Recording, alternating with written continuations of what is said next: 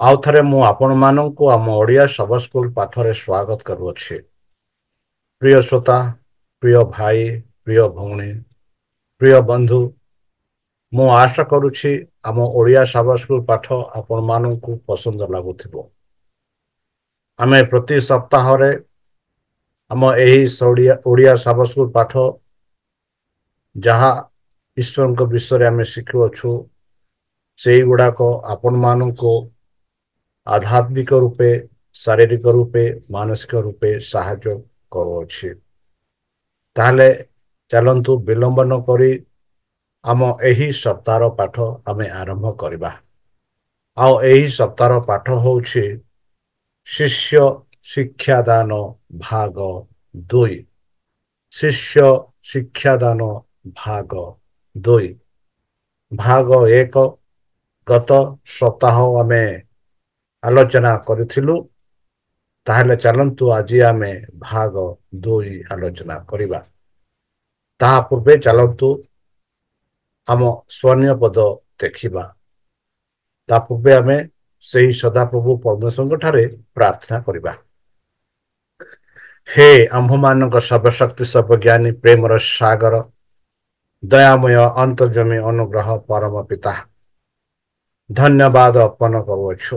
ବର୍ତ୍ତମାନ ଯେଉଁ ସମୟ ମାନଙ୍କୁ ଦେଇଅଛ ଏହି ସବ ସ୍କୁଲ ପାଠ ପଢ଼ିବା ପାଇଁ, ଏହା ବୁଝିବା ପାଇଁ, ଏହା ଜାଣିବା ପାଇଁ ଆମମାନଙ୍କୁ ବୁଦ୍ଧିରେ, ଜ୍ଞାନରେ, ଶକ୍ତିରେ ପରିପୂର୍ଣ୍ଣ କର।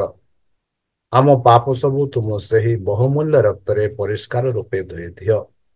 ଆଉ ପରିଶେଷ ଯେବେ ତୁମେ ତୁମ ସେହି ସହସ୍ରଦୂତଙ୍କ ସହ ଆସିବେ, ସେତେବେଳେ ଆମମାନଙ୍କୁ ବାସସ୍ଥାନ ଦିଅ ବୋଲି ତ୍ରାଣକର୍ତ୍ତା ପ୍ରଭୁ ଯୀଶୁଙ୍କ ମଧୁରମୟ ନାମରେ ଏହି ଛୋଟ ବିକ୍ଷମ ଅଛି ଶୁଣି ଗ୍ରହଣ କର। ଆମେନ୍। ବନ୍ଧୁ, ଚାଲନ୍ତୁ ଆମ ଏହି ସପ୍ତାହର ସ୍ୱର୍ଣ୍ଣ ପଦ ଦେଖିବା, ଯାହା ମାର୍କ 10:45 ଦିଆଯାଇଛି। ଏଠି ଲେଖାଯାଇଛି, କାରଣ ମନୁଷ୍ୟ ପୁତ୍ର ମଧ୍ୟ ସେବା ପାଇବାକୁ ଆସିନାହାନ୍ତି, ମାତ୍ର ସେବା କରିବାକୁ ଓ ଅନେକଙ୍କ ନିମନ୍ତେ ମୁକ୍ତିର ମୂଲ୍ୟ ସ୍ୱରୂପେ ଆପଣା ପ୍ରାଣ ଦେବାକୁ ଆସିଅଛନ୍ତି। ଏହିପରି ଆମ ଏହି ସପ୍ତାହର ପାଠ ଆମମାନଙ୍କୁ ଶିକ୍ଷା ପ୍ରଦାନ କରୁଅଛି। ତାହେଲେ ଚାଲନ୍ତୁ ଆମେ ଅଧିକ ରୂପେ ଜାଣିବା। ବନ୍ଧୁ, ଏହି ସପ୍ତାହର ପାଠ ବିଶେଷ ଭାବରେ ମାର୍କ 10 ପର୍ବ ଉପରେ ଆମେ ଦେଖିବା। ଆଉ ମାର୍କ 10ରେ ଆମେ 1-52 ପଦ ଦେଖୁଅଛୁ।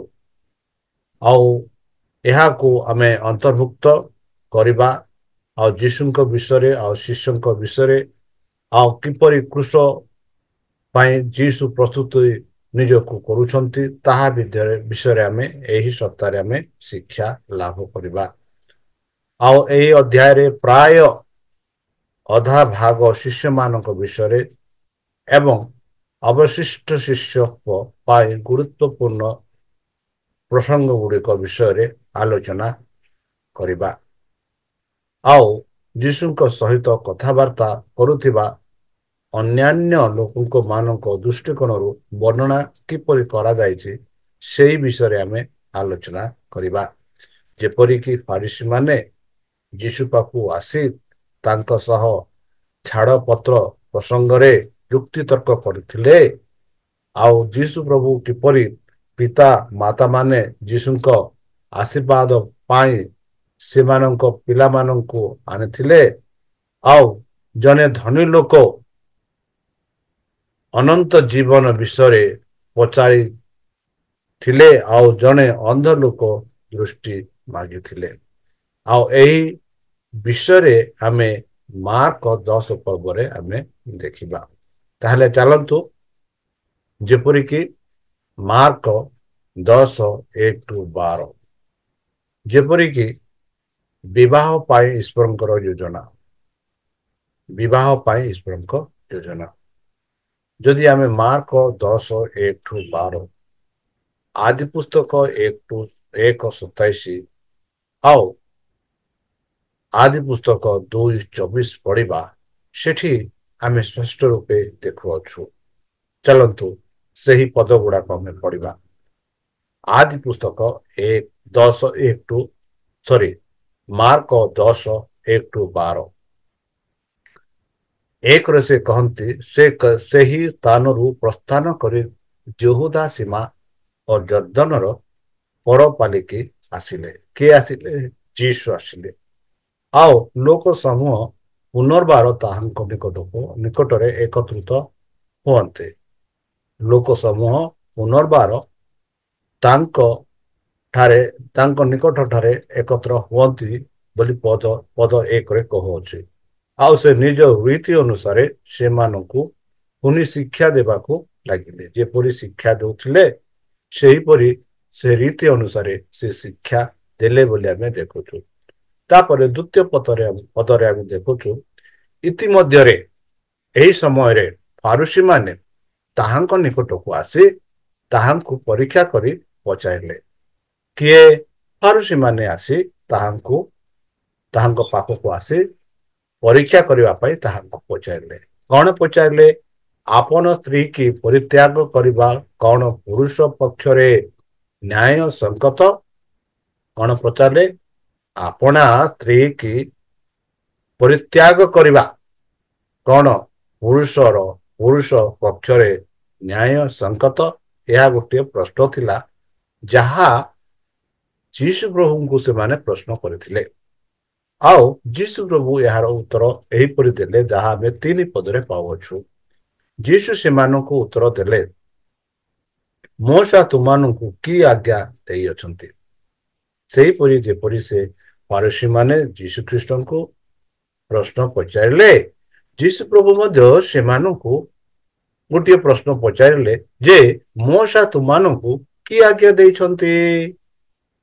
ତେବେ ସେମାନେ କହିଲେ, ତ୍ୟାଗ ପତ୍ର ଲେଖି ସ୍ତ୍ରୀ କି ପରିତ୍ୟାଗ କରିବା ନିମନ୍ତେ ମୋଶା ଅନୁମତି ଦେଇଅଛନ୍ତି।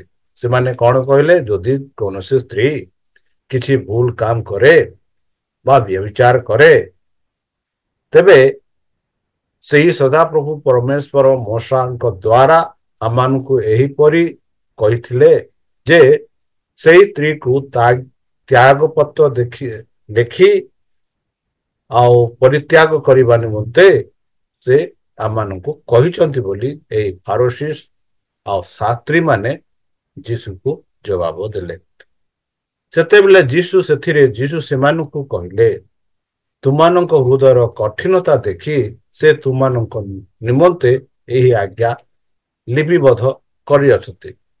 ଯୀଶୁ କେଡ଼େ ସୁନ୍ଦର ଭାବରେ ସେହି ଫାରୁସୀ ମାନଙ୍କୁ, ସେହି ଶାସ୍ତ୍ରୀ ମାନଙ୍କୁ ଆଉ ସେଇଠା ଲୋକମାନଙ୍କୁ ଏହିପରି ଉତ୍ତର ଦଉଛନ୍ତି କି ସଦାପ୍ରଭୁ ପରମେଶ୍ୱର ମୋଶାକୁ ଏପରି ଆଜ୍ଞା ଦେଲେ କି ଯଦି ଜଣେ ସ୍ତ୍ରୀଟା କିଛି ଭୁଲ କାମ କଲା ବା କିଛି ସ୍ୱାମୀର ସହ ତାର ଯୋଉ ସମ୍ପର୍କ ଥିଲା ସେ ସମ୍ପର୍କକୁ ଉଲ୍ଲଂଘନ କରିଛି, ତେବେ ସେଇ ସ୍ତ୍ରୀକୁ କଣ କରିବାକୁ ପଡିବ?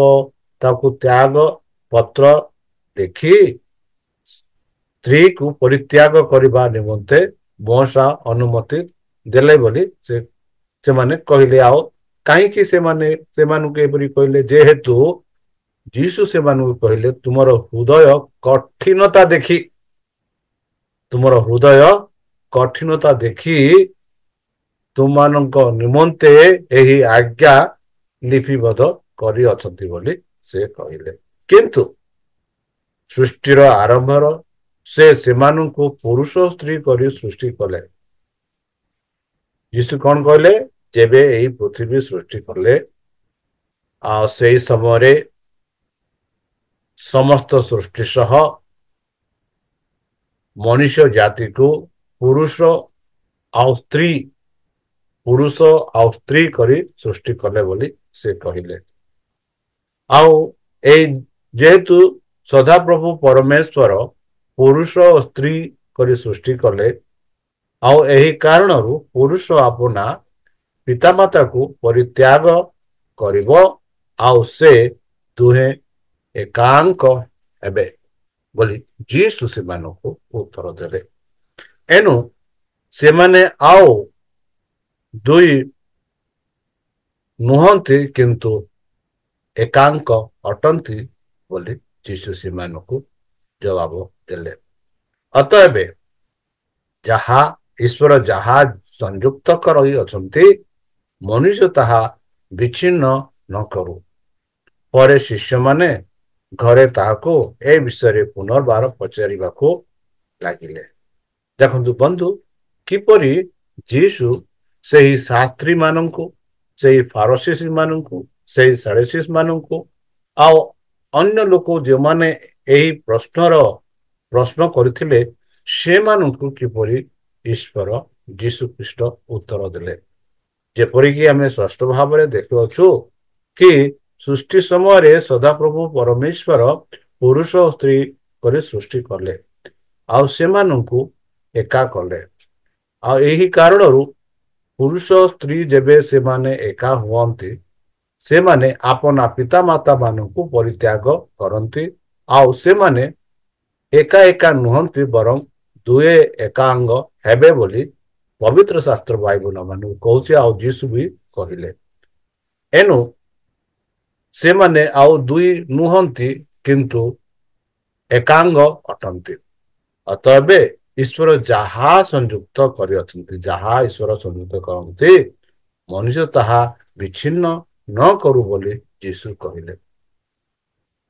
ତେବେ ଶିଷ୍ୟମାନେ ଘରକୁ ପହଞ୍ଚିଲା ପରେ ଏହି ବିଷୟରେ ପୁନର୍ବାର ଯୀଶୁକୁ ପଚାରିଲେ ଆଉ ଯୀଶୁ ସେଥିରେ ସେମାନଙ୍କୁ କହିଲେ ଯେ କେହି ଆପଣା ସ୍ତ୍ରୀ କି ପରିତ୍ୟାଗ କରି ଅନ୍ୟକୁ ବିବାହ କରେ ସେ ତାହା ବିରୁଦ୍ଧରେ ବ୍ୟଭିଚାର କରେ।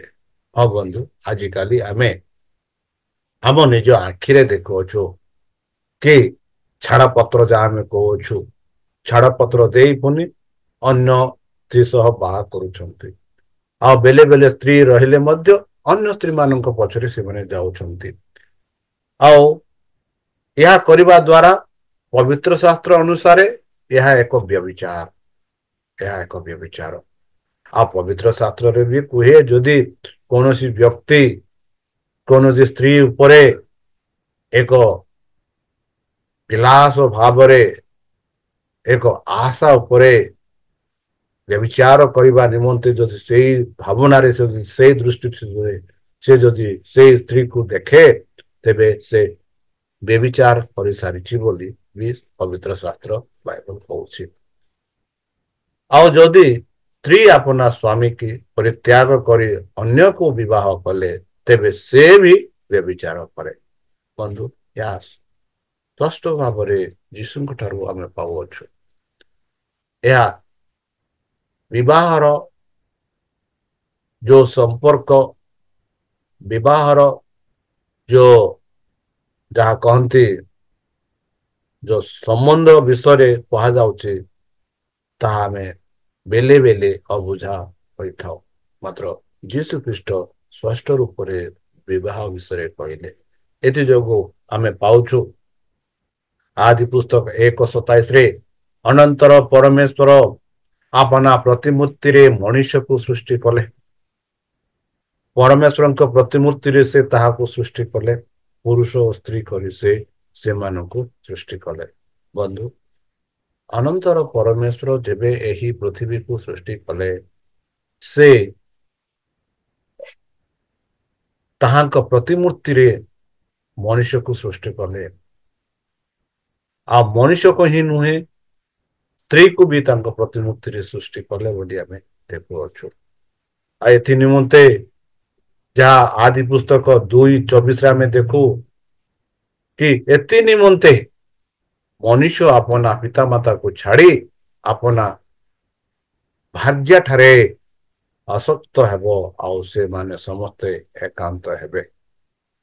ଏହି ଅଧିକାର ଫାରିସୀମାନେ ଯୀଶୁଙ୍କୁ ପଚାରିଲେ ଯେ ଜଣେ ପୁରୁଷ ତାଙ୍କ ପତ୍ନୀକୁ ଛାଡ଼ପତ୍ର ଦେବା ବୈଧ କି? ଫାରିସୀମାନଙ୍କ ମଧ୍ୟରେ ଛାଡ଼ପତ୍ରକୁ ଆଇନ ସମ୍ମତ ବୋଲି ବିବେଚନା କରାଯାଇଥିଲା। ଆଉ କେଉଁ ଧାରଣାରେ ପ୍ରଶ୍ନ ଉଠିଥିଲା? ବନ୍ଧୁ, ଯୀଶୁ ପ୍ରଭୁ ଏହି ସବୁ ସେମାନଙ୍କୁ ସ୍ପଷ୍ଟ ରୂପେ କହିଥିଲେ। ତେଣୁ ଛାଡ଼ପତ୍ର ଆଦ୍ୟ ଗ୍ରହଣୀୟ କି ନାହିଁ ତାହା ସେମାନେ ଯୀଶୁଙ୍କ ପ୍ରଶ୍ନ ପଚାରିବା ଟିକେ ଅଜବ ଲାଗୁପାରେ। ଏହି ପ୍ରଶ୍ନ ତଳେ ଲୁଚି ରହିଥିଲା ଯୀଶୁଙ୍କ ଜର୍ଦ୍ଦନ ନଦୀର ପୂର୍ବରେ ଥିବା ଅଞ୍ଚଳର ଶାସକ ହାରୋଦ ଆଣ୍ଟିପୋସ ସହିତ ଅସୁବିଧାରେ ପକାଇବା ପାଇଁ ଏକ ଷଡ଼ଯନ୍ତ୍ର, ଯେଉଁଠାରେ ଯୀଶୁ ବର୍ତ୍ତମାନ ଥିଲେ। ଆଣ୍ଟିପାସ ତାଙ୍କ ପତ୍ନୀଙ୍କୁ ଛାଡ଼ପତ୍ର ଦେଇ ତାଙ୍କ ଭାଇଙ୍କ ପତ୍ନୀଙ୍କୁ ହେରୋଦିଆଙ୍କୁ ବିବାହ କରିଥିଲେ। ହେରୋଦ ଏହି ଅବୈଧିତ ସମ୍ପର୍କ ବିଷୟରେ ଜହନ ବାପ୍ଟିଷ୍ଟଙ୍କ ନିନ୍ଦା କାରଣରୁ ତାଙ୍କ ମୁଣ୍ଡ କାଟି ଦେଇଥିଲେ। ବନ୍ଧୁ, ଯୀଶୁ ସେମାନଙ୍କୁ ଏହି ପ୍ରଶ୍ନର ଉତ୍ତର ଭଲ ଭାବରେ ଦେଲେ, ଯେପରି ସେମାନେ ବୁଝିପାରିଲେ ଆଉ କେବେ ହେଲେ ସେ ପ୍ରଶ୍ନ ପଚାରିଲେ ନାହିଁ। ତାହେଲେ ଚାଲନ୍ତୁ ଆମେ ଆଗକୁ ବଢିବା। ଯୀଶୁ ଏବଂ ପିଲାମାନେ, ମାର୍କ 10:13-16 ଯଦି ଆମେ ପଢିବା, ଯୀଶୁ ପିଲାମାନଙ୍କୁ ତାଙ୍କ ପାଖକୁ ଆଣୁଥିବା ଲୋକମାନଙ୍କ ପାଇଁ କଣ କହିଲେ? ଆଉ ପ୍ରାଚୀନ ଦୁନିଆରେ ପିଲାମାନେ, ବିଶେଷ କରି ପୁରୁଷ ପ୍ରଭାବଶୀଳୀ ସଂସ୍କୃତିରେ ପୁଅମାନେ ବହୁତ ଆଗ୍ରହୀ ଥିଲେ। ଜନ୍ମ ଏବଂ ପିଲାଦିନ ସହଜ ନଥିଲା। ଆଧୁନିକ ଚିକିତ୍ସା ସେବା ବିନା ମା ଏବଂ ଜନଜାତ ଶିଶୁ ଓ ଶିଶୁଙ୍କ ପ୍ରତି ବିପଦ ବୃଦ୍ଧି ପାଇଥିଲା। ଅନେକ ସଂସ୍କୃତିରେ ପାରମ୍ପରିକ ଔଷଧ ଏବଂ ତାବିଲ ବ୍ୟବହାର କରାଯାଉଥିଲା, ଯାହା ଏହି ଦୁର୍ବଳ ବ୍ୟକ୍ତିମାନଙ୍କ ଦୁଷ୍କର୍ମକାରୀ ଶକ୍ତି ଠାରୁ ରକ୍ଷା କରିଥିଲା। ଯୀଶୁ, ପ୍ରିୟ ଯୀଶୁ, ଯାହା ଆମେ ମାର୍କ 10:13-14-15-16 ଯଦି ଆମେ ପଢିବା, ସେଠି ଆମେ ଏକ ସୁନ୍ଦର ବିଷୟରେ ପାଉଛୁ। ସେଠି ଆମେ ଦେଖୁଛୁ ଯୀଶୁ କିପରି ଶିଶୁମାନଙ୍କୁ ସ୍ପର୍ଶ କରନ୍ତି। ଏଥିପାଇଁ ଲୋକେ ସେମାନଙ୍କୁ ତାହାଙ୍କ ନିକଟକୁ ଆଣିବାକୁ ଲାଗିଲେ। ମାତ୍ର ଶିଷ୍ୟମାନେ ସେମାନଙ୍କୁ ଧମକ ଦେଲେ ବୋଲି ଆମେ ଦେଖୁଅଛୁ।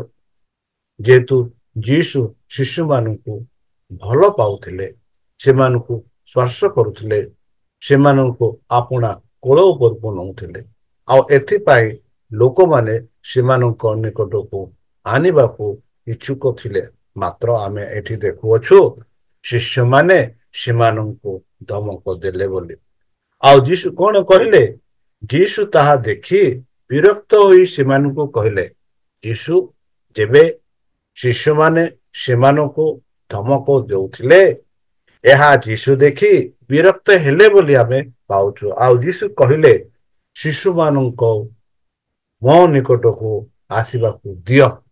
ଶିଶୁମାନଙ୍କୁ ମୋ ନିକଟକୁ ଆସିବାକୁ ଦିଅ, ଆଉ ସେମାନଙ୍କୁ ମନା କର ନାହିଁ, କାରଣ ଈଶ୍ୱରଙ୍କ ରାଜ୍ୟ ଏହି ପ୍ରକାରେ ଲୋକମାନଙ୍କର ବୋଲି ଯୀଶୁ ଶିଷ୍ୟମାନଙ୍କୁ କହିଲେ। ଯେହେତୁ ଯୀଶୁ ଦେଖିଲେ କି ଶିଷ୍ୟମାନେ ସେଇ ମା ମାନଙ୍କୁ, ସେଇ ଭାଇମାନଙ୍କୁ, ସେଇ ବାପା ମାନଙ୍କୁ, ଯେମାନେ କି ଆପଣା ଶିଶୁ ମାନଙ୍କୁ ଯୀଶୁ ପାଖକୁ ଆଣୁଥିଲେ, ଆଉ ସେମାନେ ସେମାନଙ୍କୁ ଧମକ ଦେଉଥିଲେ, ଆଉ ଏହା ଯୀଶୁ ଦେଖି ସେ କହିଲେ, ଆଉ ସେ ବିରକ୍ତ ହେଲେ, ଆଉ ସେ କହିଲେ କି ସେମାନଙ୍କୁ ଧମକ ଦିଅ ନାହିଁ କି ବନ୍ଦ କର ନାହିଁ, ଯେହେତୁ ଈଶ୍ୱରଙ୍କ ରାଜ୍ୟ ଏହି ପ୍ରକାର ଲୋକମାନଙ୍କର ବୋଲି ସେ କହିଲେ। ସେ କହିଲେ ଏହିପରି କି ମୁଁ ତୁମମାନଙ୍କୁ ସତ୍ୟ କହୁଅଛି। ଯୀଶୁ କଣ କହିଲେ ବନ୍ଧୁ? ମୁଁ ତୁମମାନଙ୍କୁ ସତ୍ୟ କହୁଅଛି, ଯଦି କେହି ଶିଶୁ ପରି ଈଶ୍ୱରଙ୍କ ରାଜ୍ୟ ଗ୍ରହଣ ନ କରେ, ସେ କୌଣସି ପ୍ରକାରେ ସେଥିରେ ପ୍ରବେଶ କରିବ ନାହିଁ। କାହିଁକି ଈଶ୍ୱର ଯୀଶୁ ଖ୍ରୀଷ୍ଟ ଏହିପରି କହିଲେ?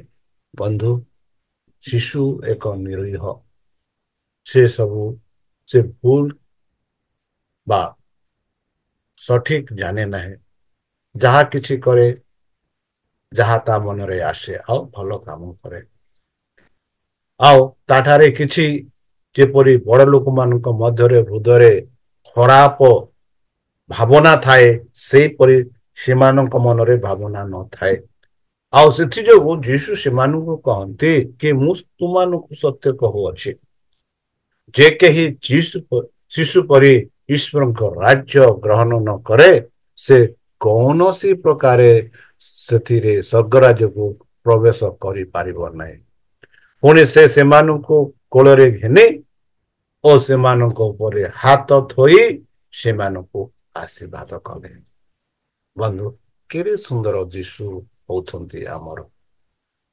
ସମସ୍ତଙ୍କୁ ସେ ପ୍ରେମ କରନ୍ତି ସମସ୍ତଙ୍କୁ ସେ ପ୍ରେମ କରନ୍ତି ଆଉ ସେଥିଯୋଗୁଁ ପୁରାତନ ନିୟମରେ ନୂତନ ନିୟମରେ ଆମେ ଦେଖୁଛୁ ବିଶେଷ ଭାବରେ କି ପିଲାମାନେ ଚାହୁଁଥିଲେ କି ସେମାନେ ଯୀଶୁଙ୍କ ସହ କଥାବାର୍ତ୍ତା ହେବେ ଯୀଶୁଙ୍କ ସହ କୋଳରେ ବସିବେ ତାଙ୍କର ସୁନ୍ଦରମୟ ମୁଖକୁ ଦେଖି ପ୍ରଶଂସାରେ ସେମାନେ ପ୍ରଭୁଙ୍କୁ ପ୍ରଶଂସା କରିବେ ଏହିପରି ସେମାନେ ଥିଲେ ବନ୍ଧୁ ଏଥିଯୋଗୁଁ ଯୀଶୁ ସେମାନଙ୍କୁ କହିଲେ କି ତୁମେ ଯଦି ଏଇ ପିଲାମାନଙ୍କ ପରି ଯଦି ନହେବ ତେବେ କେବେ ହେଲେ ସ୍ୱର୍ଗରାଜ୍ୟ ପ୍ରାପ୍ତ ହୋଇ କରିପାରିବ ନାହିଁ ବନ୍ଧୁ ଶିଷ୍ୟମାନେ ପିଲାମାନଙ୍କ ପରି ପରମେଶ୍ୱରଙ୍କ ରାଜ୍ୟ ଗ୍ରହଣ କରିବା ବିଷୟରେ ଯୀଶୁଙ୍କ ଶିକ୍ଷା ବନ୍ଧୁ ଏହା ଯାହା ମାର୍କ 9:1-50 ଆମେ ଦେଖିଥିଲୁ ଆଉ ବୁଝି ପାରିନଥିଲୁ ଥିବା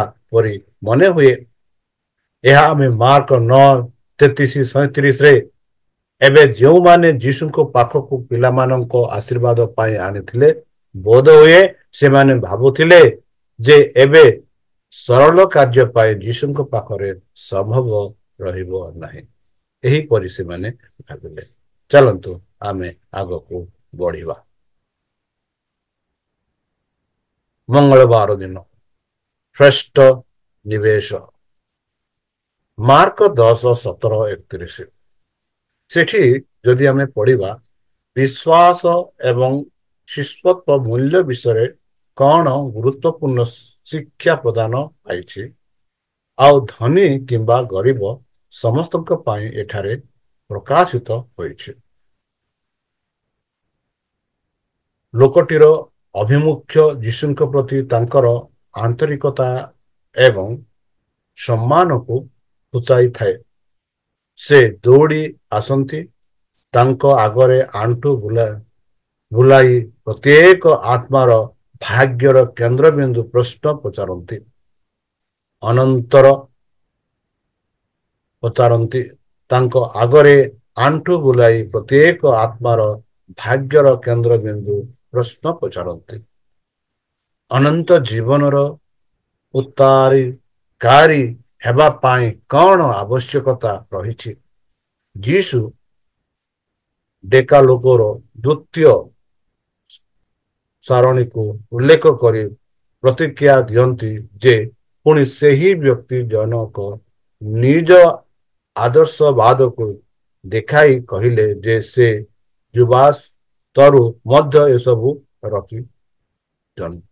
ରଖିଛନ୍ତି ବୋଲି ଯଦି ଆମେ ଲୁକ 10:17-31 ପଢିବା ସେଠି ଆମେ ଜଣେ ଧନୀ ଯୁବକ ବିଷୟରେ ପାଉଅଛୁ ଯାହା ପ୍ରଶ୍ନରେ ଆମେ ଦେଖିଲୁ ସେଠି ଆମେ ପାଉଛୁ ଯେ ସେ ପୁନର୍ବାର ଯାତ୍ରା ଆରମ୍ଭ କଲେ କିଏ ଯୀଶୁ ପ୍ରଭୁ ସେ ପୁନର୍ବାର ଯାତ୍ରା ଆରମ୍ଭ କରିବା ସମୟରେ ଜଣେ ଦୌଡ଼ି ଆସି ତାହାଙ୍କ ଛାମୁରେ ଜାନୁ ପାତି ତାହାଙ୍କୁ ପଚାରିଲେ କଣ ପଚାରିଲେ ହେ ସୁଧର ହେ ପ୍ରଭୁ ଅନ ଜୀବନର ଅଧିକାରୀ ହେବା ନିମନ୍ତେ ମୁଁ କଣ କରିବି ବୋଲି ଏହିପରି ସେ ପ୍ରଶ୍ନ ପଚାରିଲେ କିଏ ସେ ଜଣେ ଧନୀ ବ୍ୟକ୍ତି ଥିଲେ ଆଉ ସେ ଯୁବକ ଥିଲେ ଆଉ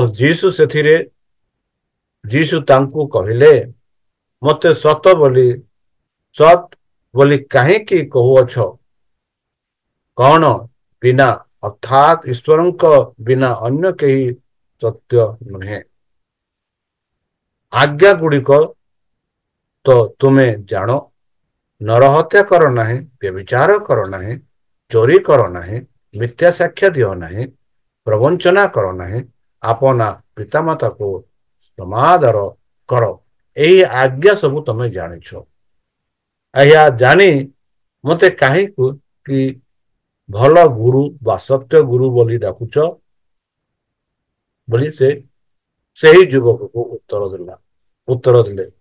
ଆଉ ସେ ଯୁବକ ଯୀଶୁକୁ ଉତ୍ତର ଦେଇ ସେ କହିଲେ, ସେ ତାହାକୁ କହିଲେ, ହେ ଗୁରୁ, ଏହି ସମସ୍ତ ମୁଁ ଯୌବନ କାଳରୁ ପାଳନ କରି ଆସୁଛି। କଣ ଆଜ୍ଞା ସବୁ କି ଯାହା ଆମେ ଯାତ୍ରା ପୁସ୍ତକ 30:1-17 ପର୍ଯ୍ୟନ୍ତ ପାଉଛୁ, ଯେଉଁ 10 ଆଜ୍ଞା, ସେଇ 10 ଆଜ୍ଞା ବିଷୟରେ ଯୀଶୁ ଖ୍ରୀଷ୍ଟ ତାଙ୍କୁ ପଚାରିଲେ କି ଯଦି ତମେ ଏହି 10 ଆଜ୍ଞା ପାଳନ କରୁଛ ତାହେଲେ ସବୁଠୁ ଭଲ। ତେବେ ସେଇ ଯୁବକ ଯୀଶୁକୁ ଉତ୍ତର ଦେଲେ ଯେ ସେ ପିଲାଦିନରୁ ଏହି ସବୁ କରୁଅଛି। ପିଲାଦିନରୁ ମାନେ ଯୌବନ କାଳରୁ ପାଳନ କରି ଆସୁଅଛି। ତେବେ ଯୀଶୁ ତାଙ୍କୁ ପ୍ରତି ଏକ ଦୃଷ୍ଟିରେ ଚାହିଁ ତାକୁ ସ୍ନେହ କଲେ ଆଉ କହିଲେ, କିପରି କହିଲେ? ତୁମର ଗୋଟିଏ ବିଷୟ ଜଣା ଉଣା ଅଛି, ସବୁ ତମେ କରୁଅଛ, ମାତ୍ର ଗୋଟିଏ ବିଷୟରେ ତୁମର ଉଣା ଅଛି। ତାହା ହଉଛି ତୁମ୍ଭେ ଯାଇ ଆପଣାର ସର୍ବସ୍ତ ବିକ୍ରୟ କରି ଦରିଦ୍ର ମାନଙ୍କୁ ଦାନ କର, ଆଉ ତୁମେ ସ୍ୱର୍ଗରେ ଧନ ପାଇବ। ଦେଖନ୍ତୁ ବନ୍ଧୁ, ଆଉ ଏହି କାହାଣୀ ଶେଷରେ ଆମେ ଦେଖୁଛୁ ଯେ ସେ କହିଲେ ପୁଣି ଆସି ମୋର ଅନୁଗମନ କର। ମାତ୍ର ଏହି କାହାଣୀ ଶେଷରେ ଆମେ ପାଉଛୁ କିନ୍ତୁ ଏହି କଥାରେ ତାଙ୍କ ମୁଖ ମିଲନ ହୋଇଗଲା ଓ ସେ ଦୁଃଖତ ହୋଇ ଚାଲିଗଲେ, କାରଣ ତାଙ୍କର ବହୁତ ସମ୍ପତ୍ତି ଥିଲା। ବନ୍ଧୁ, ସମ୍ପତ୍ତି ଥିବାର କିଛି ଭୁଲ ନୁହେଁ, ମନେ ରଖନ୍ତୁ। ମାତ୍ର ସମ୍ପତ୍ତିକୁ ପ୍ରେମ କରିବାର ଭୁଲ। ଯେହେତୁ ଯୀଶୁ ପ୍ରଭୁ ତାଙ୍କୁ କହିଲେ, ଯଦି ତମେ ପରିତ୍ରାଣ ପାଇବା ପାଇଁ ଚାହୁଁଛ, ଅନନ୍ତ ଜୀବନ ପାଇବା ପାଇଁ ଚାହୁଁଛ, ତାହେଲେ ଯାହା ଧନ ସବୁ ଅଛି ତାକୁ ବିକି ଦେଇ ଦରିଦ୍ର ମାନଙ୍କୁ ବାଣ୍ଟି ଦିଅ। ତାପରେ ଆସି ମୋ ପଛେ ଚାଲ, ମୋ ପଛେ ଅନୁଗମନ କର ବୋଲି ସେ କହିଲେ। ମାତ୍ର ଏଇ କଥାରେ ସେହି ଯୁବକ, ଧନୀ ଯୁବକ, ତାକୁ ବାଧିଲା ନାହିଁ, ତାକୁ ଲାଗିଲା ନାହିଁ, ତାକୁ ଇଚ୍ଛା ଲାଗିଲା ନାହିଁ। ସେ ଦୁଃଖରେ ଚାଲିଗଲେ। ଯେହେତୁ ସେ ଧନୀ ଲୋକ ଥିଲେ, ସେ ଧନକୁ ଭଲ ପାଉଥିଲେ, ସେ ସମ୍ପତ୍ତିକୁ ସେ ଭଲ ପାଉଥିଲେ, ସେଥିରୁ ସେ ଫେରିଗଲେ। ଆଉ ସେ କେବେ ହେଲେ ଯୀଶୁ ପାଖକୁ ଆଉ ଫେରି ଆସିଲେ ନାହିଁ। ହଁ ବନ୍ଧୁ, ଧନ ଥିବାର ଖରାପ ନୁହଁ, ମାତ୍ର ସେ ଧନକୁ ଆମେ କିପରି ବ୍ୟବହାର କରୁଅଛୁ? ପ୍ରଭୁଙ୍କ ପ୍ରଶଂସା ପାଇଁ ବ୍ୟବହାର କରୁଅଛୁ ନା ନିଜର ଲାଭ ପାଇଁ ବ୍ୟବହାର କରୁଅଛୁ? ତାହା ଆମେ ନିଜ ବିଚାର କରିବାକୁ ପଡ଼ିବ। ଧନ ରଖିବାର କିଛି ଭୁଲ ନୁହେଁ, ମାତ୍ର ତାକୁ ଅପବ୍ୟବହାର କରିବାର ବହୁତ ଭୁଲ। ସେଥିରେ ଯୀଶୁ ଚତୁର୍ଥ ଦିଗକୁ ଦୃଷ୍ଟିପାତ କରି ଆପଣା ଶିଷ୍ୟମାନଙ୍କୁ କହିଲେ, ଯେଉଁମାନଙ୍କର ଧନ ଅଛି ସେମାନେ କେଡ଼େ କଷ୍ଟରେ ଈଶ୍ୱରଙ୍କ ରାଜ୍ୟରେ ପ୍ରବେଶ କରିବେ। ହଁ ବନ୍ଧୁ, ଆଜି ଆମେ ଏହି ଦୁନିଆରେ ବାସ କରୁଛୁ। ଆମମାନେ ସମସ୍ତଙ୍କୁ ଧନ ଦରକାର, ଧନୀ ହେବା ପାଇଁ ଆମେ ସମସ୍ତେ ଚାହୁଁଅଛୁ। ହଁ, ଧନୀ ହେବାର ଭଲ, ମାତ୍ର ସେଇ ଧନକୁ ଦୁର୍ବ୍ୟବହାର କରିବାର ବହୁତ ଭୁଲ। ଆଉ ସେଥିଯୋଗୁଁ ଯୀଶୁ ପ୍ରଭୁ କହିଲେ କି ଧନୀ ମାନଙ୍କୁ କେତେ କଷ୍ଟକର ହେବ, କେଡ଼େ କଷ୍ଟକର ହେବ ସେ ଈଶ୍ୱରଙ୍କ ରାଜ୍ୟରେ ପ୍ରବେଶ କରିବା ପାଇଁ। ଆଉ ସେ କହିଲେ, ତାଙ୍କ କଥା ଶୁଣି ଶିଷ୍ୟମାନେ ବିସ୍ମରଣୀୟ ହେଲେ, କିନ୍ତୁ ଯୀଶୁ ପୁନର୍ବାର ସେମାନଙ୍କୁ ଉତ୍ତର ଦେଲେ, ବସ୍ତଗଣ ଈଶ୍ୱରଙ୍କ ରାଜ୍ୟରେ ପ୍ରବେଶ କରିବା କେଡ଼େ କଷ୍ଟକର। ଈଶ୍ୱରଙ୍କ ରାଜ୍ୟରେ ଧନୀ ଲୋକଙ୍କ ପ୍ରବେଶ କରିବା ଅପେକ୍ଷା ବରଂ ସୁଚିର ଛିଦ୍ର ଦେଇ ଓଟର ଯିବା ସହଜ। ବନ୍ଧୁ ଶୁଣିଛି କେଡ଼େ ବଡ଼ ତାର ଚିତ୍ର, କେଡ଼େ ବଡ଼। ମାତ୍ର ଏଠି ଯୀଶୁ ପ୍ରଭୁ କହିଲେ କି ଓଟ ହଉଛି ବଡ଼ ଓଟ, ସେ ସୁଞ୍ଚିର ସେ କଣା ଦେଇ ପାର ହେବାର ସହଜ, ମାତ୍ର ଧନୀ ମାନଙ୍କୁ ସ୍ୱର୍ଗରାଜ ଯିବାର ବହୁତ କଷ୍ଟ। ଯେହେତୁ ଶିଷ୍ୟମାନେ ଏଇ କଥା ଶୁଣି ବିସ୍ଫୋରିତ ହେଲେ ବୋଲି ଆମେ ଦେଖୁଅଛୁ। ଆଉ ଏଥି କାରଣରୁ ଯୀଶୁ ସେମାନଙ୍କୁ କହିଲେ ଏରା କିଛି ଅସମ୍ଭବ ନୁହେଁ, ହୋଇପାରେ ସେ ଧନୀ ହେଲେ ମଧ୍ୟ ଯଦି ତାକୁ ଭଲ ବ୍ୟବହାର କରିପାରିବ, ଗରିବ ମାନଙ୍କ ଠାରେ ବାଣ୍ଟିବ, ପ୍ରଭୁଙ୍କ ସେବାରେ ଯଦି ଲଗାଇବ, ତାହେଲେ ସେମାନଙ୍କ ପାଇଁ ସହଜ ହେବ। ଆଉ ଯଦି ଏସବୁ ନ କରିବ, ତାହେଲେ ସେମାନଙ୍କ ପାଇଁ ସ୍ୱର୍ଗ ରାଜ୍ୟ ବଡ଼ କଷ୍ଟକର। ଏଥିରେ ସେମାନେ ଅତିଶୟ ଆଶ୍ଚର୍ଯ୍ୟଜନକ ହୋଇ ପରସ୍ପରକୁ କହିଲେ, ତେବେ କିଏ ପରିତ୍ରାଣ ପାଇପାରେ? ଯଦି ଏଇ ପରିସ୍ଥିତି ଥାଏ, ତେଲେ ତାହେଲେ କିଏ ସ୍ୱର୍ଗରାଜକୁ ଯାଇପାରେ ବୋଲି ଏହିପରି ସେମାନେ ପରସ୍ପର ପ୍ରଶ୍ନ ପଚାରିଲେ। ତେବେ ଯୀଶୁ ସେମାନଙ୍କୁ ଏକ ଦୃଷ୍ଟି ଚାହିଁ କହିଲେ, ଏହା ମନୁଷ୍ୟର ଅସାଧ୍ୟ, କିନ୍ତୁ ଈଶ୍ୱରଙ୍କର ନୁହେଁ, କାରଣ ଈଶ୍ୱରଙ୍କର ସମସ୍ତ ସାଧ୍ୟ। ମନେ ରଖନ୍ତୁ ବନ୍ଧୁ, ମଣିଷ ପାଇଁ ଆମେ ଅଧିକାଂଶ ସମୟରେ ଏହା ଅସାଧ୍ୟ ବୋଲି ଆମେ ଭାବିଥାଉ। ଆଉ ଯେପରି ଶିଷ୍ୟମାନେ ଏଇ କଥା ଶୁଣି ସେମାନେ କହିଲେ, ଯଦି ଏଇ ପରିସ୍ଥିତି ହେଲେ ତାହେଲେ କିଏ ସ୍ୱର୍ଗରାଜକୁ ପ୍ରବେଶ କରିପାରିବ? କିଏ ପରିତ୍ରାଣ ପାଇପାରିବ? କିଏ ଅନନ୍ତ ଜୀବନ ପାଇପାରିବ? ତେବେ ସେମାନଙ୍କର ମନର କଥା ଶୁଣି ଜାଣି ଯୀଶୁ ପ୍ରଭୁ ଏହିପରି କହିଲେ, ମନେ ରଖନ୍ତୁ କି ଏହା ମନୁଷ୍ୟର ଅସାଧ୍ୟ, ମାତ୍ର ଈଶ୍ୱରଙ୍କ ଠାରେ ନୁହେଁ, କାରଣ ଈଶ୍ୱରଙ୍କର ଠାରେ ସମସ୍ତ ସାଧ୍ୟ, ମାନେ ଈଶ୍ୱରଙ୍କ ଠାରେ ସମସ୍ତ ସମ୍ଭବ, କିଛି ଅସମ୍ଭବ ହଁ।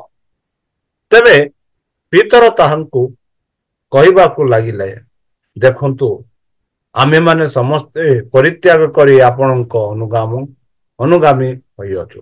ତେବେ ପିତର ଯୀଶୁକୁ କହିଲେ, ହେ ପ୍ରଭୁ, ଯେପରି ତମେ କହିଲ କି ଧନୀ ଲୋକ ସ୍ୱର୍ଗ ରାଜ୍ୟରେ ପ୍ରବେଶ କରିବା ପାଇଁ କଷ୍ଟକର, ତାହେଲେ ଆମେ ଆମର ଯାହା ଧନ ଦର୍ପ ଥିଲା, ଯେଉଁ କାର୍ଯ୍ୟ କରୁଥିଲୁ, ତାହା ସବୁ ତମ ପଛରେ ଆମେ ପଡ଼ିଛୁ। ଏହିପରି ସେ କହିଲେ। ତେବେ ଯୀଶୁ ସେ କହିଲେ ପିତରକୁ ଆଉ ସେଇ ମାନଙ୍କୁ, ମୁଁ ତୁମମାନଙ୍କୁ ସତ୍ୟ କହୁଅଛି, ଯେଉଁ ଲୋକ ମୋହର ଓ ସୁସମାଚାର ନିମନ୍ତେ ଗୃହ କିମ୍ବା ଭ୍ରାତା କିମ୍ବା ଭଗ୍ନୀ କିମ୍ବା ମାତା କି ପିତା କି ସନ୍ତାନ ସନ୍ତତି କି ଭୂମି ପରିତ୍ୟାଗ କରିଅଛନ୍ତି, ଆଉ ଏବେ ଇହ କାଳରେ ତାଡ଼ନା ସଙ୍ଗେ ସଙ୍ଗେ ଶତ ଗୁଣରେ ଗୃହ, ଭ୍ରାତା, ଭଗ୍ନୀ, ମାତା, ସନ୍ତାନ ସହିତ ସନ୍ତତି ଓ ଭୂମି, ପୁଣି ପରକାଳରେ ଜୀବନ ନ ପାଇବ, ଏହିପରି ଲୋକ କେହି ନାହାନ୍ତି ବୋଲି ଯୀଶୁ ପ୍ରଭୁ ସେମାନଙ୍କୁ ଜବାବ ଦେଲେ। ବନ୍ଧୁ, କିନ୍ତୁ ଏହି ପ୍ରଥମରେ ଥିବା ଅନେକ ଲୋକ ଶେଷରେ ପଡ଼ିବେ ଓ ଶେଷରେ ଥିବା ଅନେକ ଲୋକ ପ୍ରଥମେ ହେବେ ବୋଲି ଯୀଶୁ ସେମାନଙ୍କୁ କହିଲେ। ବନ୍ଧୁ, ଏହା ପରେ ଯୀଶୁ ବର୍ଣ୍ଣନା କରନ୍ତି ଯେ ଧନ କେତେ ଲୋଭନୀୟ ଅଟେ ଏବଂ ଜଣେ ଧନୀ ମନୁଷ୍ୟ ସ୍ୱର୍ଗରେ ପ୍ରବେଶ କରିବା ଅପେକ୍ଷା ଓଟ ପରି ଏକ ବଡ଼ ପ୍ରାଣୀ ପାଇଁ ସୁଇର କ୍ଷୁଦ୍ର ଗାତ ଦେଇ ଯିବା ସହଜ ବୋଲି ଯୀଶୁ କହିଥିଲେ। ବନ୍ଧୁ, କାହାଣୀ ଶେଷ କରିବା ପାଇଁ ଏକ ସୁନ୍ଦର ସ୍ଥାନ ପରି ମନେ ହୁଏ। ତୁମେ ନିଜେ ସ୍ୱର୍ଗକୁ ଯାଇପାରିବ ନାହିଁ, ରକ୍ଷା ପାଇପାରିବ ପାଇଁ ତୁମର ପରମେଶ୍ୱରଙ୍କ କୃପା ଦରକାର। କିନ୍ତୁ ତାପରେ ପିତର କହିଲେ ଯେ ସେ ଏବଂ ତାଙ୍କର ସାଙ୍ଗମାନେ ଯୀଶୁଙ୍କୁ ଅନୁସରଣ କରିବା ପାଇଁ ସବୁ କିଛି ଛାଡ଼ି ଦେଇଛନ୍ତି। ଆଉ ଯୀଶୁ ତାଙ୍କୁ ଉତ୍ତର ଦେଇ କହନ୍ତି, ତୁମମାନେ ତାଙ୍କୁ ଅନୁସରଣ କରିବା ପାଇଁ ଯାହା କିଛି ବାକି ରଖିଛ, ତାହା ବର୍ତ୍ତମାନ ଏବଂ ପରବର୍ତ୍ତୀ ଯୁଗରେ ପାଇବ ବୋଲି ସେମାନଙ୍କୁ କହିଲେ। ଚାଲନ୍ତୁ ଆମେ ଆଗକୁ ବଢିବା। ବୁଧବାର ଦିନ ଆପଣ ମୋ କପ୍ ପିଇ ପାରିବେ କି? ଆପଣ ମୋ ସ୍ଥାନ ନେଇପାରିବ କି? ମାର୍କ 10:32-35ରେ ସେଠି ଆମେ ପାଉଛୁ କେବଳ ଯୀଶୁଙ୍କ ମିଶନ ବିଷୟରେ ନୁହେଁ ବରଂ ଯୀଶୁଙ୍କୁ ଅନୁସରଣ କରିବାର ଅର୍ଥ କଣ ସେ ବିଷୟରେ ଶିଷ୍ୟମାନଙ୍କ ନିରନ୍ତର ଅଜ୍ଞତାକୁ ଏହି ବାକ୍ୟ ଗୁଡ଼ିକ କିପରି ପ୍ରକାଶ କରେ ଯଦି ଆମେ ପଢିବା ସେଇ ମାର୍କ 10:32-32ରୁ ଆଗକୁ ବଢିବା ସେଠି ଆମେ ପାଉଛୁ ନିଜ ମୃତ୍ୟୁ ବିଷୟରେ ଯୀଶୁଙ୍କ ଦ୍ୱିତୀୟ ଥର ସେମାନଙ୍କୁ ସୂଚନା ଦେଲେ ବୋଲି ସେମାନେ ଜେରୁସାଲେମକୁ ଯାତ୍ରା କରୁଥିବା ସମୟରେ ପଥ ମଧ୍ୟରେ ଥିଲେ ଓ ଯୀଶୁ ସେମାନଙ୍କ ଆଗେ ଆଗେ ଯାଉଥିଲେ ଆଉ ସେମାନେ ବିସ୍ମୟତ୍ର ଓ ପଶ୍ଚାତପୀ ହୋଇ ଭୀତ ହୋଇଥିଲେ ଏଣୁ ସେ ପୁନର୍ବାର ଦାସତ୍ୱକୁ ଅନନ୍ତ କରି ଅନ୍ତର କରି ତାହାଙ୍କ ପ୍ରତି ଯାହା ଯାହା ଘଟିବାକୁ ଯାଉଅଛି ସେହି ସବୁ ସେମାନଙ୍କୁ ଜଣାଇବାକୁ ଲାଗିଲେ ଯୀଶୁ କହିଲେ ଦେଖ ଆମେମାନେ ଜେରୁସାଲେମକୁ ଯାତ୍ରା କରୁଅଛୁ ମନୁଷ୍ୟ ପୁତ୍ର ପ୍ରଧାନ ଯାଜକ ଓ ଶାସ୍ତ୍ରୀ ମାନଙ୍କ ହସ୍ତରେ ସମର୍ପିତ ହେବ ଆଉ ସେମାନେ ତାହାଙ୍କୁ ପ୍ରାଣ ଦଣ୍ଡାଜ୍ଞ ଦେବେ ବିଜାତି ମାନଙ୍କ ହସ୍ତରେ ସମର୍ପଣ କରିବେ ପୁଣି ସେମାନେ ତାଙ୍କୁ ପରିହାସ କରିବେ ତାହାଙ୍କ ଉପରେ ଛେପ ପକାଇବେ ତାହାଙ୍କୁ କୋରଡ଼ା ମାରିବେ ଓ ବୋଧ କରିବେ ଆଉ 3 ଦିନ ଉତ୍ତାରେ ସେ ପୁନରୁତ୍ଥାନ କରିବେ ଏହିପରି ଯୀଶୁ ସେମାନଙ୍କୁ ଉତ୍ତର ଦେଇଥିଲେ ଯାକୁବ ଓ ଜୋହନ ଅନୁରୋଧ କଲେ ପରେ ଜେବଦୀଙ୍କ ପୁତ୍ରମାନେ ଯାକୁବ ଓ ଜୋହନ ତାହାଙ୍କ ଛାମୁକୁ ଆସି କହିଲେ ହେ ଗୁରୁ ଆମମାନଙ୍କର ଇଚ୍ଛା ଯେ ଆମେମାନେ ଆପଣଙ୍କ ଠାରେ ଯାହା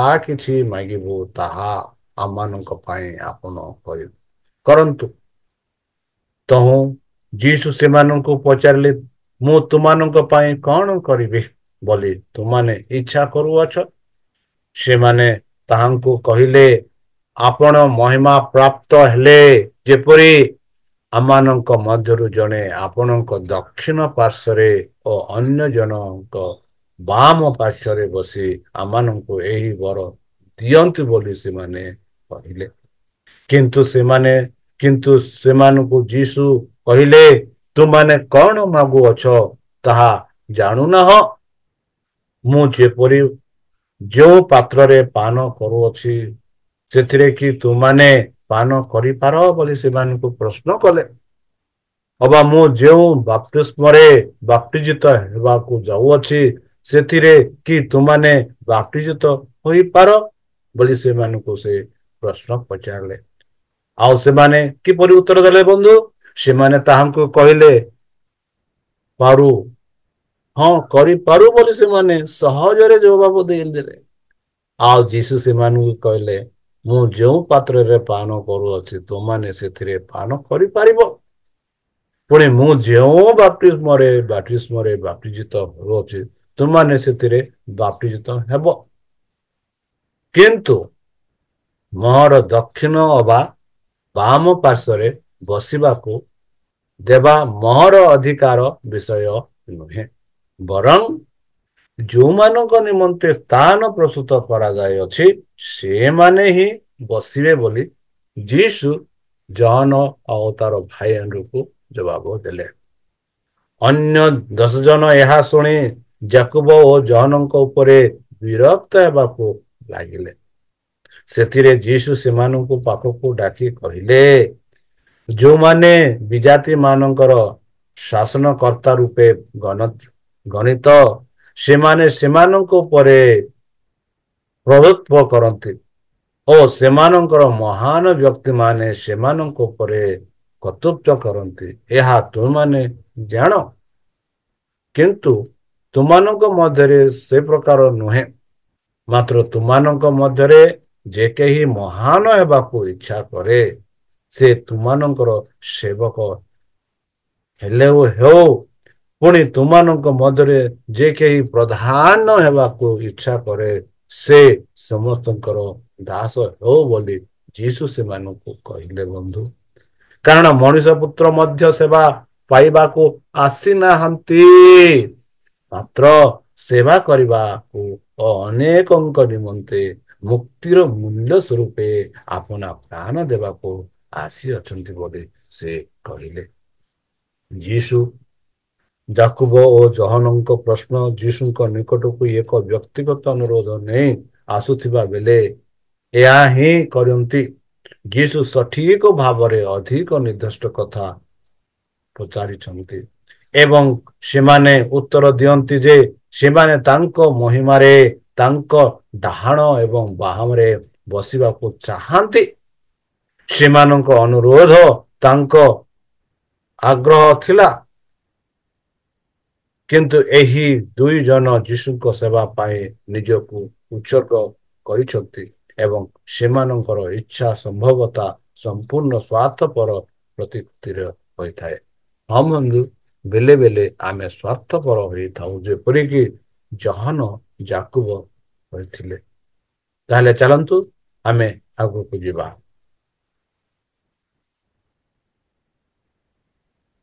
ଗୁରୁବାର ଦିନ ମାର୍କ 10:40-52।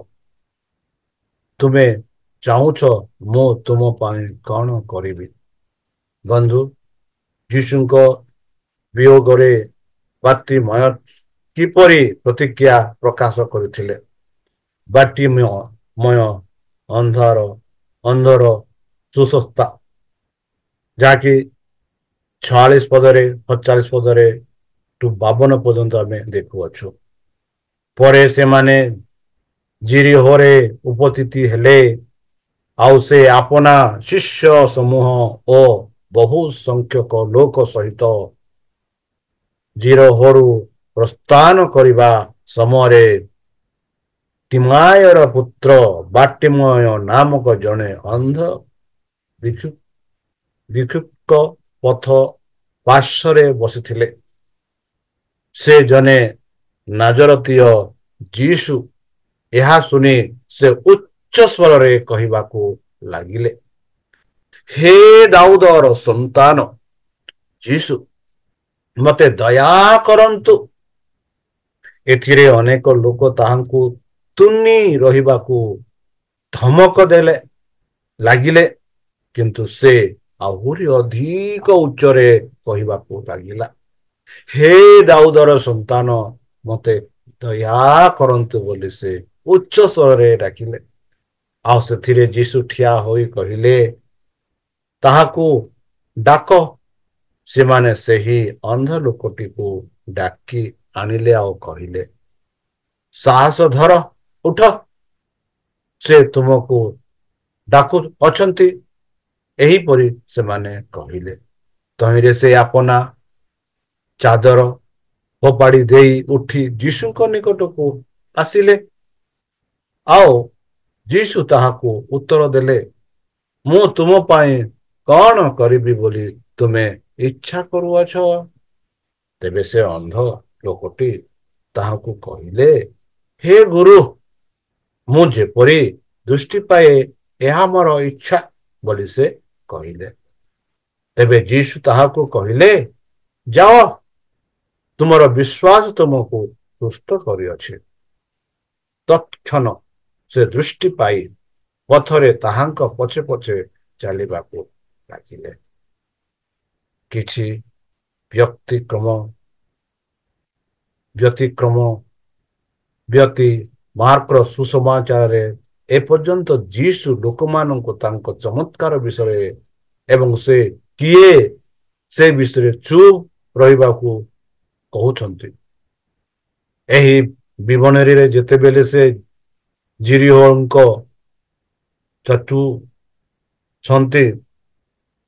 ଛାଡୁଛନ୍ତି, ରାସ୍ତା କଡ଼ରେ ଭିକ୍ଷା କରୁଥିବା ଜଣେ ଅନ୍ଧ ବ୍ୟକ୍ତି ସେ ନାସରତର ଯୀଶୁ ବୋଲି ଶୁଣି ଚିତ୍କାର କରିବା ଆରମ୍ଭ କଲେ, ଦାଉଦଙ୍କ ପୁତ୍ର ଯୀଶୁ, ମୋ ଉପରେ ଭରସା ଭୟ ଦୟା କର ବୋଲି। ବନ୍ଧୁ, ସେହି ନାଜରଙ୍କ ପୁତ୍ର ଯୀଶୁ ବର୍ତ୍ତମାନ ଆମ ପାଇଁ ଜୀବନ ଦାନ ଦେଇଛନ୍ତି। ସେ ସ୍ୱର୍ଗକୁ ଯାଇଛନ୍ତି। ସେ ଚାହାନ୍ତି ଆମେମାନେ ତାଙ୍କଠାରେ ଦୟା ପ୍ରାପ୍ତ ହଉ ଆଉ ଦୟା ମାଗୁ, ଯେପରିକି ଆମମାନଙ୍କୁ ସେ ଦୟା କରିବେ। ଆଉ ଯେପରିକି ଯୋଉ ଅନ୍ଧରେ ଆମେ ରହିଅଛୁ, ସେ ଅନ୍ଧରୁ ଆମ ଚକ୍ଷୁ ଖୋଲେ। ଯୀଶୁ ସର୍ବଦା ପିଲାମାନଙ୍କୁ ଭଲ ପାଉଥିଲେ। ସେ ସେମାନଙ୍କ ପିଲାଦିନିଆ ସହାନୁଭୂତି ଏବଂ ସେମାନଙ୍କ ଖୋଲା ଅପ୍ରଭାବିତ ପ୍ରେମକୁ ଗ୍ରହଣ କରିଥିଲେ। ସେମାନଙ୍କ ଶୁଦ୍ଧ ଓଟରୁ କୃତଜ୍ଞତାର ପ୍ରଶଂସା ତାଙ୍କ କାନରେ ସଙ୍ଗୀତ ଥିଲା। ଏବଂ ଯେତେବେଳେ କାରିଗର ଏବଂ ଭଣ୍ଡୁରୀ ଭଣ୍ଡୁରୀ ପୁରୁଷ ମାନଙ୍କ ପୃଷ୍ଠରେ ଆସି ଅତ୍ୟାଚାର କରାଯାଏ, ସେତେବେଳେ ତାଙ୍କ ଆତ୍ମାକୁ ସତେଜ କରିଥିଲା। ତ୍ରାଣକର୍ତ୍ତା ଯେଉଁଠି ବି ଗଲେ ତାଙ୍କ ମୁହଁର ମଧୁରତା ଏବଂ ତାଙ୍କର କୋମଳ ଦୟାଳୁ ଆଚରଣ ପିଲାମାନଙ୍କର ସ୍ନେହ ଓ ଆତ୍ମବିଶ୍ୱାସ ଜିତି ନେଇଥିଲା। ବନ୍ଧୁ, ଯେଉଁମାନେ ଯୁବ ଶାସକଙ୍କ ପରି ବିଶ୍ୱାସର ଉଚ୍ଚ ପଦବୀରେ ଅଛନ୍ତି ଏବଂ ସେମାନଙ୍କ ବହୁତ ସମ୍ପତ୍ତି ଅଛି, ସେମାନଙ୍କୁ ଖ୍ରୀଷ୍ଟଙ୍କ ଅନୁସରଣ କରିବା ପାଇଁ ସବୁ ତ୍ୟାଗ କରିବା ବହୁତ ବଡ଼ ବଳିଦାନ ମନେ ହୁଏ। କିନ୍ତୁ ଯିଏ ତାଙ୍କର ଶିକ୍ଷା ଦେବେ, ଶିଷ୍ୟ ହେବେ, ସେମାନଙ୍କ ପାଇଁ ଏହା ହେଉଛି ଆଚରଣ ନିୟମ। ଅନୁଗତ୍ୟର ଠାରୁ କମ୍ କିଛି ଗ୍ରହଣ କରାଯାଇ ପାରିବ ନାହିଁ। ଆତ୍ମା ସମର୍ପଣ ହେଉଛି ଖ୍ରୀଷ୍ଟଙ୍କ ଶିକ୍ଷାର ପଦାର୍ଥ। ଅଧିକାଂଶ ସମୟରେ ଏହାକୁ ପ୍ରତିକୃତ ମନେ ହେଉଥିବା ଭାଷାର ଉପସ୍ଥାପିତ ଏବଂ ନିୟୋଜିତ କରାଯାଏ। କାରଣ ମନୁଷ୍ୟକୁ ବଞ୍ଚାଇବା ପାଇଁ ସେହି ଜିନିଷ ଗୁଡ଼ିକ କାଟିବା ବ୍ୟତୀତ ଅନ୍ୟ କୌଣସି ଉପାୟ ନାହିଁ। ଯାହା ଯଦି ମନୋରଞ୍ଜନ କରାଯାଏ, ତେବେ ସମଗ୍ର ଜୀବନକୁ ନିରାଶ କରିଦେବ। ବନ୍ଧୁ, ତାହେଲେ ଚାଲନ୍ତୁ ସେହି ଯୀଶୁ ଖ୍ରୀଷ୍ଟଙ୍କ ଠାରେ ଆମେ ବିଶ୍ୱାସ କରି ତାଙ୍କଠାରେ ନିଜକୁ ସମର୍ପଣ କରି ତାଙ୍କର ମଧୁର ନାମରେ ଆମେ ପ୍ରାର୍ଥନା ଉତ୍ସର୍ଗ କରିବା।